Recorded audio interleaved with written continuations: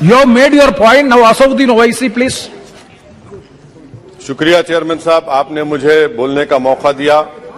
मैं इस तहरीक अदम एतमाद की तायद में खड़ा हूं जिसको टीआरएस पार्टी और हमारी पार्टी ने दिया, जिसको स्पीकर साहब ने कबूल किया। सर, मैं 11 पॉइंट आपके सामने रखूंगा जो मैं बताने की कोशिश करूंगा कि क्यों हम इस तहरीक अदम एतमाद की तायद में और मोदी हुकूमत की मुखालिफत में खड़े हैं। सर, हालिया दिनों में हमारे मुल्क में ट्रेन में एक वर्दीपोश दहशतगर्द ने अपने सीनियर मीना साहब का कत्ल करने के बाद ट्रेन के कंपार्टमेंट में जाकर नाम पूछकर, चेहरे पर दाढ़ी देखकर, कपड़े देखकर उनको कत्ल कर दिया और उसके बाद उसने कहा कि इस देश में रहना है तो मोदी को वोट देना पड़ेगा। मैं हुकूमत से जानना चाहूंगा कि क्या ये अक्सरियती तबके की एक्सट्रीमिज्म और रेडिकलाइजेशन की बेहतरीन मिसाल नहीं है, और अगर है तो फिर हुकूमत इस पर क्या करेगी।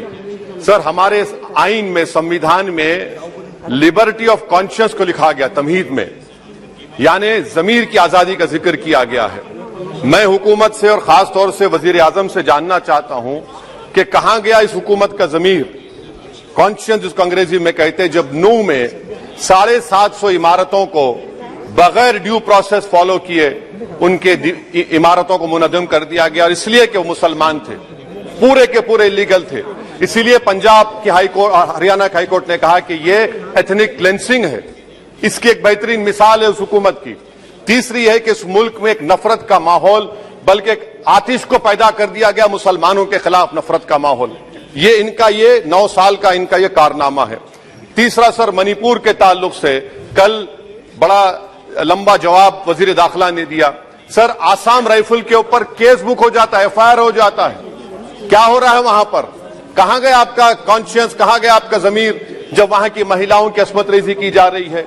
और आप मुख्यमंत्री को नहीं हटाना चाहते इसलिए क्योंकि वो कोऑपरेट कर रहा है। सर, मैं हरियाणा और मणिपुर के वजीर आला के लिए, किसी शायर ने अच्छा कहा था कि कुर्सी है तुम्हारा ये जनाजा तो नहीं, कुछ कर नहीं सकते तो उतर क्यों नहीं जाते? आखिर कहां गया? उन ताबूतों में खो गया कि आपका कॉन्शियस, आपका जमीर, जहां पर 50,000 लोग बेघर हो गए, यानी 6 लाख हथियारों को लूटा जा रहा है। आखिर कौन सा आप इंचार्ज वहां पर हैं? सर, 4था पॉइंट, हिजाब को एक मसला बना दिया गया और मुस्लिम बच्चों को तालीम से महरूम कर दिया गया। क्या यह आपका लिबर्टी ऑफ कॉन्शियस है? कहां गया आपका जमीर? सर, अभी आपने फाइनेंस मिनिस्टर साहबा ने कहा, यहां पर डीएमके के मोहतरमा कनीमोजी ने महाभारत के द्रौपदी का जिक्र किया। मैं ये पूछना चाहता हूं, बिल्किस बानो इस देश की बेटी है या नहीं? जिस बिल्किस बानो को 11 लोगों ने रेप किया, प्रेग्नेंट थी, उसकी मां का रेप किया, उसकी बेटी को कत्ल कर दिया, उसकी मां का कत्ल कर दिया, आपने कातिलों को रिहा कर दिया। यह आपका कॉन्शियस है? यह आपका कॉन्शियस है? आप तो मेजोरिटेरियन पॉलिटिक्स को फरोग दे रहे। सर, चौथा, आज चाइना के ऊपर कोई नहीं बोलते हैं। प्रधानमंत्री मोदी ने उस वक्त 2013 में जब प्रधानमंत्री नहीं थे कहा था कि समस्या बॉर्डर पर नहीं, दिल्ली में है। अगर हम अपनी जमीन पर हैं तो डिसएंगेजमेंट क्यों कर रहे हैं? क्या आज चीन हमारी जमीन पर नहीं बैठा है? क्या आज चीन से आप बातचीत कर रहे हैं? आप डिसएंगेजमेंट कर दिए। बताइए डी एस्केलेशन, डी इंडक्शन कब होगा? मैं आपके जरिए इस हुकूमत को बता रहा हूं कि अगर प्रधानमंत्री ने अहमदाबाद में शी जिनपिंग को बुलाकर झूला झुलाया था, क्या हुआ? क्या नतीजा निकला उसका? चेन्नई दिखाया, क्या नतीजा निकला? सर, इसलिए चीन पर बोलिए, चीन को खाड़ कर फेंकिए। सर, और एक पॉइंट जिस पर मैं मुखालिफ तायद में खड़ा हूं, हाई इन्फ्लेशन है इस मुल्क में, हाई अनएम्प्लॉयमेंट है, स्टैग्नेटिंग कंजम्पशन है। इसकी वजह से महिलाओं में हाई एनीमिया लीड कर रहा है। ये हुकूमत इसकी जिम्मेदार है। सर, कुलभूषण जाधव कहां है? पाकिस्तान में बैठा है, आप क्यों नहीं लेके आते? आप विश्वगुरु कहते हैं, कुलभूषण जाधव को भूल गए आप। कतर में 8 नेवी ऑफिसर 1 साल से जेल में हैं, आप नहीं ला सके उनको। सर, और एक चीज, 1991 का प्लेसेस ऑफ वर्शिप एक्ट इस ऐवान में पास किया गया था कि तारीख के जख्मों को नहीं खुरेदा जाएगा। आप खुरोद रहे हैं उनको। मैं आपको इंतबाह दे रहा हूं, वार्न कर रहा हूं, इस मुल्क को 90 के दहे में मत लेकर जाइए। 91 का एक्ट सुप्रीम कोर्ट में जवाब दीजिए कि आपकी हुकूमत 91 प्लेस ऑफ वर्शिप एक्ट की कायम है, उस पर कायम रहेगी। यूसीसी, सर, इस यूसीसी का फॉर्मूला क्या है?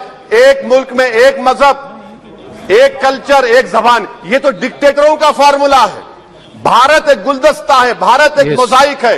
यहां पर बेशुमार जबानें, बेशुमार मज़ाहिब बोले जाते हैं, और हिंदू अनडिवाइडेड फैमिली में Now, OIC ji, please try to conclude. Sir, I am concluding.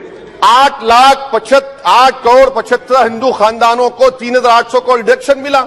इसके बारे में आप क्या कहेंगे सर? और मैं कंक्लूड करने से पहले आपको बताना चाह रहा हूं कि माइनॉरिटी वेलफेयर का बजट 40% कम कर दिया गया। पढ़ो प्रदेश, प्री मैट्रिक स्कॉलरशिप कम कर दी गई, मौलाना आजाद फाउंडेशन खत्म कर दिया गया फेलोशिप, और इसकी वजह से 1,80,000 मुसलमान हायर एजुकेशन में गायब हो चुके हैं। सर, मैं इख्तिताम में कह रहा हूं कि पसमानदा मुसलमान से प्रधानमंत्री को बड़ी मोहब्बत है। ये कौन सी आपकी मोहब्बत है पसमानदा, जो आपका एक मुसलमान मिनिस्टर नहीं है वहां पर?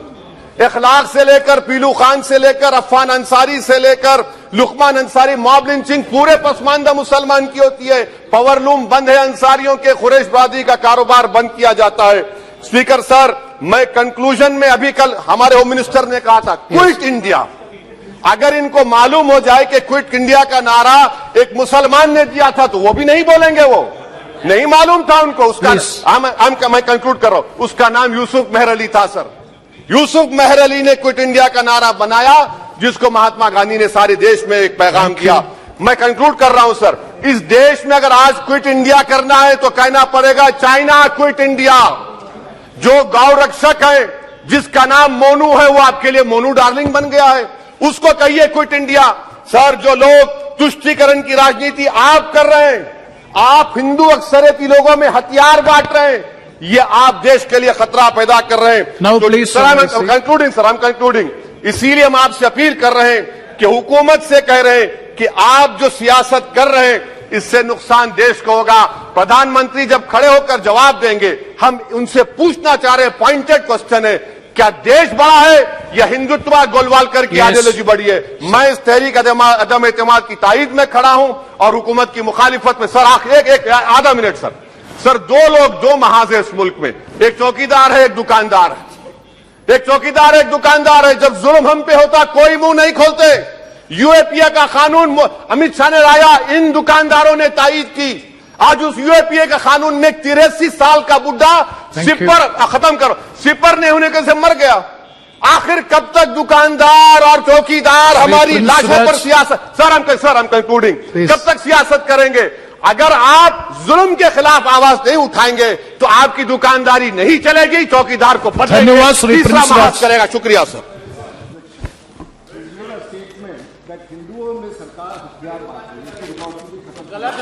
let us see. Okay, next, Sri Prince Raj, please.